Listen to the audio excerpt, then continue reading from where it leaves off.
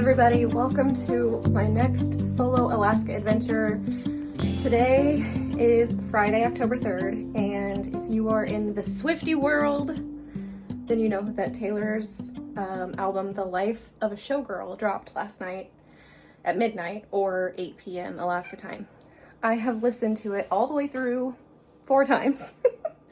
It is currently 10:39 in the morning. I have kind of been just like chilling around the house a little bit this morning, not very productive, but at 11:20 at the Regal Tikotnu Theater, I have a ticket to the 11:20 a.m. Official release party of a Showgirl, so I'm gonna head that way. It's like a 25-minute drive. You were not supposed to be on the counter, sir. It's like a 25-minute drive from here. So I am gonna hit the road here pretty quick, but I am so excited. I'm wearing my Chiefs sweatshirt for 2 reasons. 1, it is appropriate. 2, it is Friday. So I think Emma and Mom sent me a package with some friendship bracelets, but it is not here yet. So I am just going to live without for right now, and if it shows up, maybe I will find a place to trade some, or I'll just wear them because they're fun to wear also. I did shower. I'm wearing my Chiefs sweatshirt. Also, thank you, Corla, for sending me this. I love it. Thank you. I've got my backpack. I have my wallet. I need a car key, and I'm ready to go. So that's the plan. Let's go to the official release party of a Showgirl. But first, I'm gonna run the dishwasher. Watch your face. All right. We made it. It is 11:15, so I've got a few minutes before it starts. I'm so excited. Music to my ears. You don't have ears. Story. It's different. Hey, grab me one too. Being so supportive and showing up as you have done for so many years. I could do absolutely none of this without you. And just wishing you all the best on your day. Have a great weekend. Love you very much. Thank you very much. So I'm home now. You can see I've set a fire in the fireplace because there is thick snow on the mountains today. It is not dust anymore. It is a thorough soaking of snow on top of the mountains, and it looks gorgeous, but I am feeling that winter is coming. So I'm enjoying having a wood-burning fireplace while I have access to one. So I'm doing that, and I thought I might as well film in front of it because it's pretty and it's cozy and it's fall, it's October, and I'm just going to take advantage of it. So I hope you enjoy that. So while I was on my way home from the movie theater, I got a couple of video clips from Mom and Emma. So we're actually going to roll those right now. Mom and Emma Cam. Hi. So we're dressed and headed to the movie theater because Emma is taking me to see the release party of a Showgirl is what it's officially called. And so we're dressed up wearing our green and our orange. Is it green and orange? It's teal and orange, but I didn't have teal, so green will have to do. Okay. So got on my red lipstick, and Emma's all dressed up and got some pretty earrings on, and we are gonna go out and have us a nice evening and watch the new Life of a Showgirl release party. And we're just pretty excited. I think Auburn's doing the same thing in Anchorage, so we're together in spirit. In spirit, if not physically. Yeah. But Emma has really enjoyed listening to the soundtrack today. I listened to a little bit during the middle of the night last night, and we're just pretty happy, having a great day, and really enjoying taking the day together and going to spend it this evening. Yeah.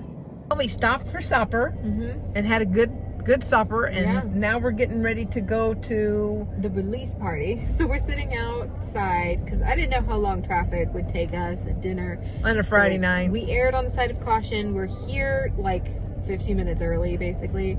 I figure we can sit out here for another 20 minutes and let Mom's work phone continue to charge, just so she doesn't run the risk of it dying. Yeah, I'm on call this weekend. And then so I may have to escape. But I think everybody's going to be standing throughout the entire show and singing, so I don't think they'll notice if I slip out or not. Probably not.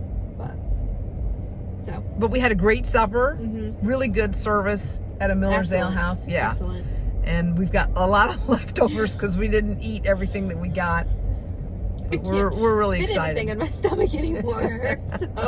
But we'll have leftovers for tomorrow, so we won't have to leave the house, which is so nice. Yeah. I hate leaving the house. we like our sanctuary. I don't know what it is. I hate leaving the house on a weekend. During the week, it's fun. It's because that usually means that you're not working. So you're like, oh, like it's that feeling that you get when you're like playing hooky from school or something. And you're like, the truancy officer can't get me. I don't think people even know what a truancy officer is anymore. So if you get that reference, let us know. Back to me. So since I'm home, I actually want to talk a little bit about my thoughts on the album and the different tracks on the album. If you're not familiar, you don't have to watch this. You probably aren't, because it's like a video all about Taylor Swift and her new album. There are 12 songs on this album, and of those 12 songs, 8 of them are listed as explicit on the Apple Music app. I'm sure there are clean ones. I do want to mention they did play the clean versions of every song in the theater. So some language was changed in the songs that were played in the theater. It did not distract from the song, but this is what I've got access to. So I'm listening to the explicit versions, and I probably like them a little bit better just because it feels like she's being more honest, because that's probably how she speaks to her friends. It feels like she's speaking directly to me. I use that language in my daily life. I try not to use that language here on this channel. I've come close a couple of times, and other people have come close on this channel a couple of times, but I try very hard not to use that language on this channel. Anyway, I want to go through all 12 songs. I'm not going to make you listen to them. Listen to them on your own time. I don't want to copyright strike, but I do want to talk my way through the different tracks because I have some thoughts. So the first track listing is called The Fate of Ophelia. This is the one that had music video in the theatrical release of like the launch party of the album. The music video is stunning, beautiful. We actually got to watch it twice, and I'm so glad we got to watch it twice because like throughout the show in the theater, I want to call it a movie, it wasn't a movie, but throughout the production in the theater, like we started with the music video, and then we got to the lyric videos to all of the other tracks, and then at the end, and then between each lyric video, we got little glimpses of behind the scenes how they made the music video for The Fate of Ophelia. And then at the end, we got the music video for The Fate of Ophelia again, and I'm glad we got to watch it again because it's gorgeous, it's pretty. I love the song, it's so catchy, and in a way I can relate to the story of Ophelia that Taylor's trying to rewrite. So it's based on Ophelia from the Shakespeare's Hamlet tragedy, and in that tragedy Ophelia drowns, and Taylor's retelling in The Fate of Ophelia is that a man fell in love with her, and it's true love, and he saved her from the fate of Ophelia. So maybe it's not rewriting Ophelia's story, but it's rewriting someone's story who would have relived Ophelia's fate. But the song itself is really fun, really gorgeous, and the music video is stunning, and I loved it. The next song track, too, Elizabeth Taylor. I like this one, I don't love this one. I actually think Elizabeth Taylor may be my least favorite on the album, which is like, I guess it sounds like fighting words, but I really like this whole album as a whole. So while most of these tracks are like an 8, 9, 10 on the scale for me, I think Elizabeth Taylor's probably a 6 or 7. It's not bad. It's just not my favorite. Number 3 is Opalite. And Opalite I really love because in like the behind the scenes when she's telling us about each track before like the lyric video, like she's telling us the story of how she made the song and why she wrote this particular song. And I guess she really just liked the word opalite. But what I like about Opalite, the song, is that it's about making your own happiness. You know, it's the choices you make day to day to dwell in a certain place, or to choose to focus on the good things and to choose happiness and to make your own bright sky. And I have a lot of appreciation for that, because I do think it's really easy to dwell on negative things. Somehow it feels harder to choose happiness, but I would prefer to be happy, so that's what I try to do most of the time. So Opalite, I think, is one of my favorite songs on this album. It might be my favorite. It's hard to pick a favorite. Track 4 is Father Figure, and for whatever reason, when I listen to this song, and I'm probably not the only one, this feels like the obvious answer is to picture like a mob boss, but when I'm listening to Father Figure, I'm just picturing mob boss. And I didn't know about the George Michael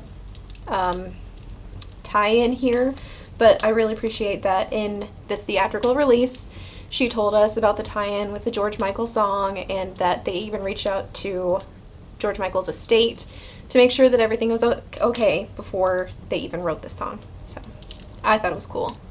And Father Figure, I think, is one of the better examples of how Taylor Swift tells a story in a song. Whether it's truth or fiction, she is very good at painting a vivid picture in our minds of people, true or fictional, and how they deal with each other. And so I really love that it's very atmospheric. Okay, track 5, Eldest Daughter. This one's the one that I think would make me cry the easiest, because I am an eldest daughter, and actually one of the things that I do on my channel is, you can hear it like in my voice, I have always tried to be very honest on this channel, and lately I've been very vulnerable about how I feel.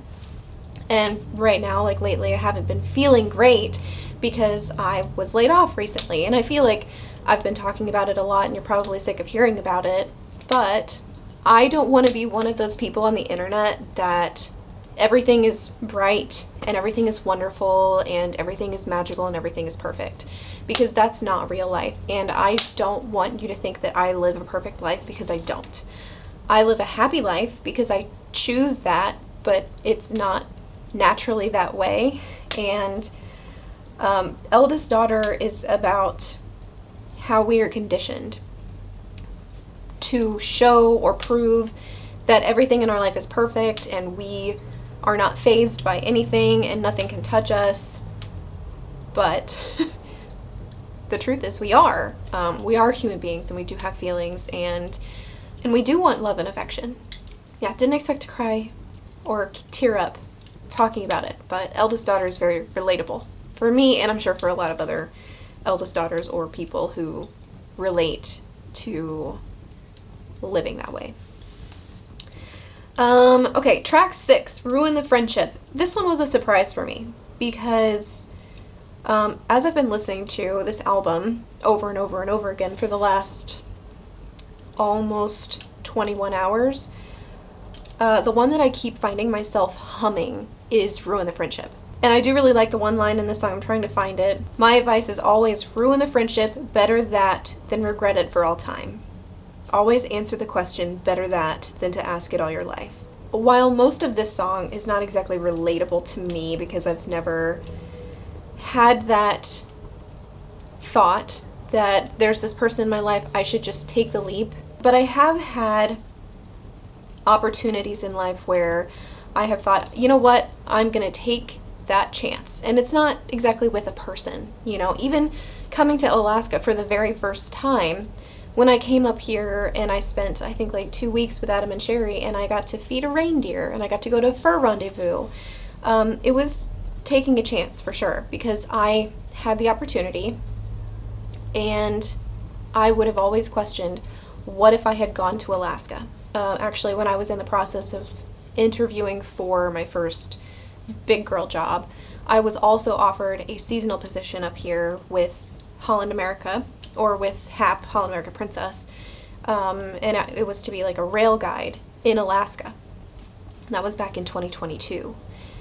And even now, I still look back on that one moment in time, that one phone call that I made, where I made a choice, and I chose not to take that job with Holland America Princess.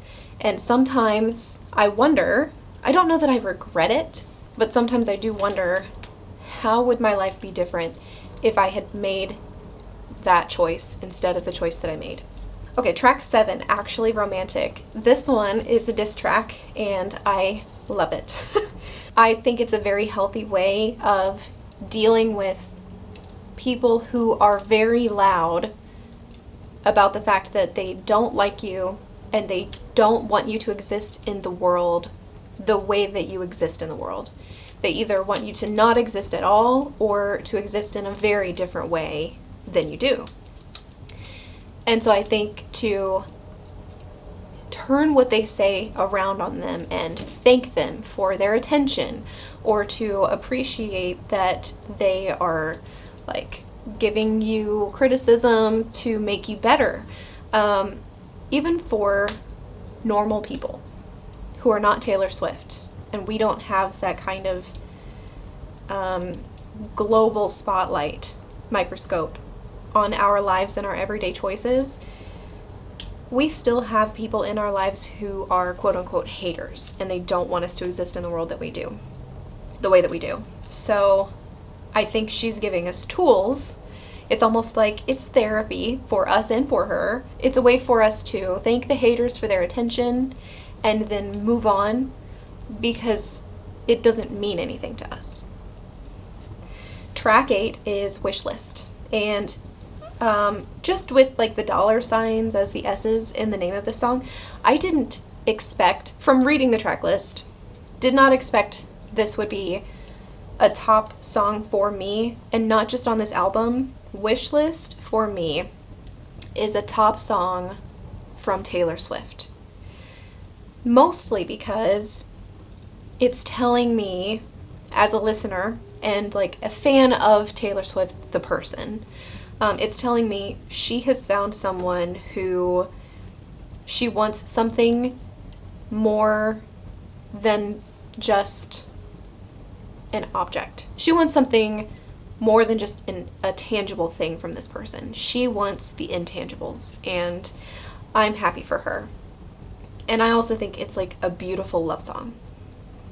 And I didn't expect that because it looks really frivolous with the dollar signs in the S's, but I love it. I love it for her. I love it for anybody who has found someone in their life that makes them want that. Anybody who can relate to this song, I think it's a beautiful thing.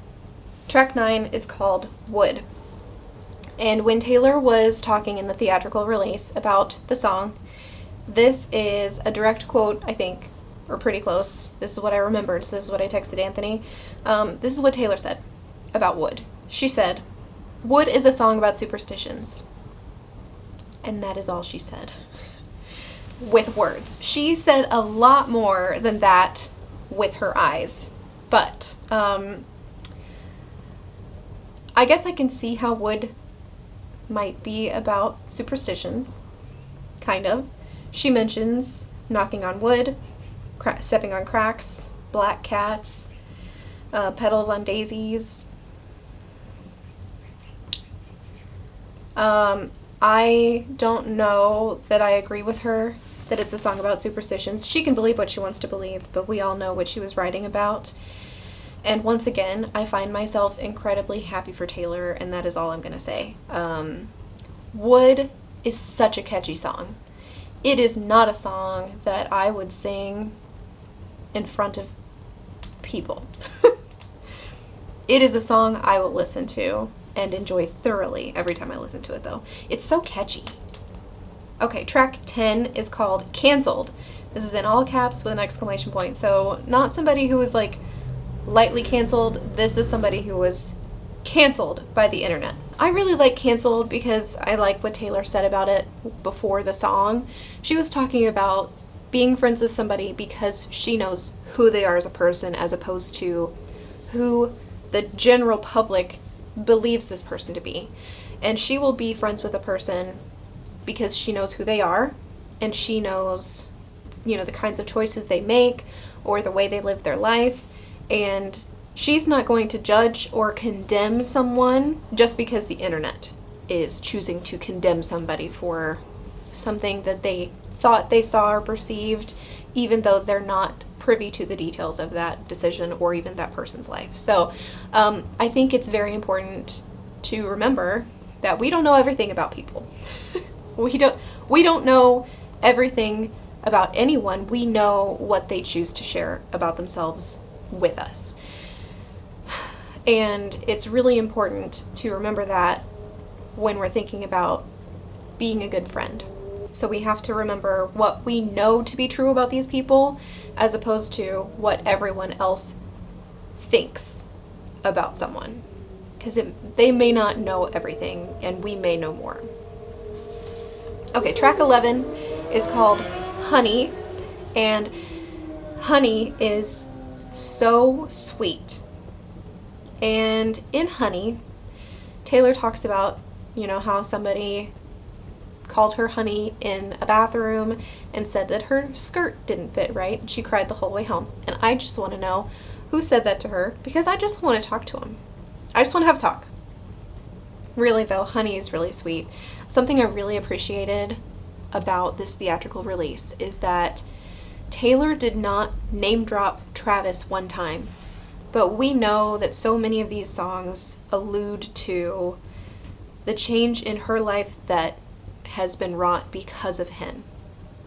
And the change in her mentality, the change in her mood, the change in her outlook, the change in her hope for the future. And I think Honey is incredibly indicative of how one person can have such a positive effect on another. And you can take the connotation of a term, like honey, for a person who this term has been misused by everyone in their life up to this point, and now you can turn it into something wonderful. And that means more than anything else. So I think it's sweet. And yes, it did make me cry.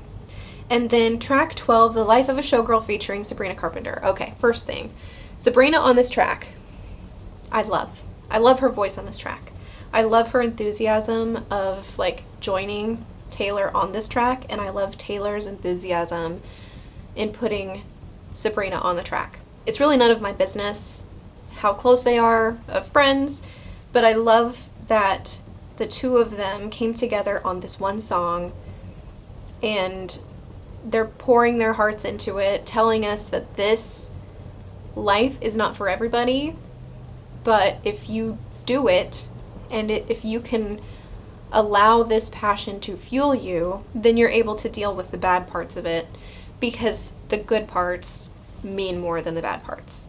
So I really enjoyed this one. The Life of a Showgirl is another one that feels very atmospheric. It tells a story. We have some characters, and I really enjoyed that one. So those are the 12 tracks on The Life of a Showgirl.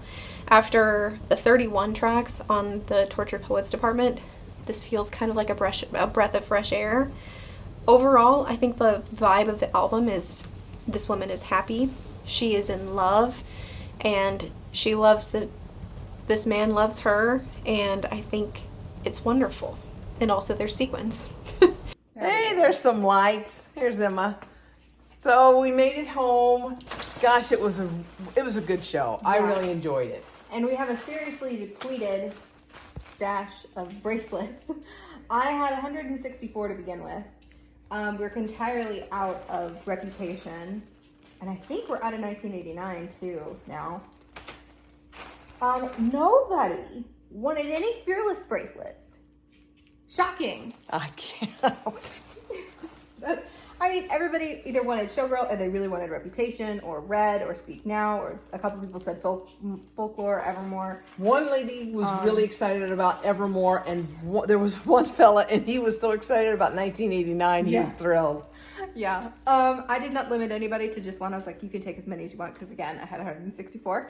So, oh, and I had somebody ask for Debut specifically, and I was like, yeah, because that does not happen often. But, oh, and then these are the ones that we got. So I was not expecting very many when I did friendship bracelet trading for the Eras Tour movie. We didn't get very many in return because a lot of people didn't think that it would be a thing at theaters. But it was. It was here. They were so excited, and there were a lot of people who had them. And then once somebody started saying friendship bracelets, they all drug them out. Went up. They're like, oh my God, yes! Thank you. This is great. So it was very fun. I'm really pleased that they went over so well. I got a lot of really nice compliments. So. Yeah. A lot of people were really grateful and really thanked her for it. And the movie itself, I don't know what we want to call it. The release party was incredible. Yeah, the release party. And I didn't know what to expect, but I really, really enjoyed it. I really liked it because it really is like a secret session. I don't know if, any of you are Swifties or not, but basically, she really took her time, Taylor, explaining to us, the initial inspiration for certain tracks, even if she was kind of tongue-in-cheek and giggling behind her hand or up her sleeve at a couple of the explanations.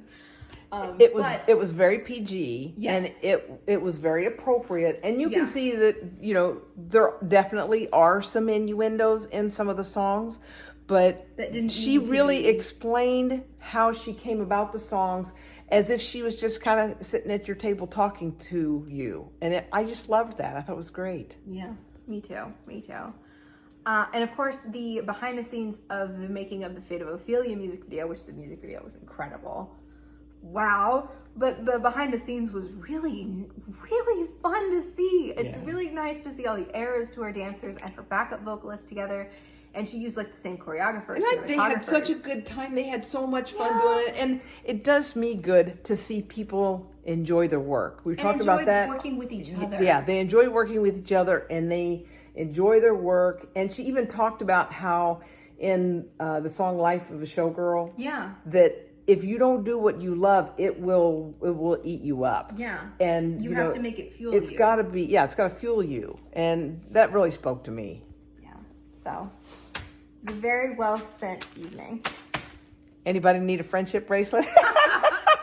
So Mom and Emma are going to bed, and it is now 6:30 here in Alaska, so it is 10:30 at home. I'm sure it's late and they are tired. So with that, I'm going to enjoy my Friday night.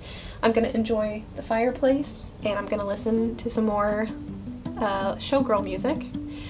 And you guys will see me in another video really soon. Bye!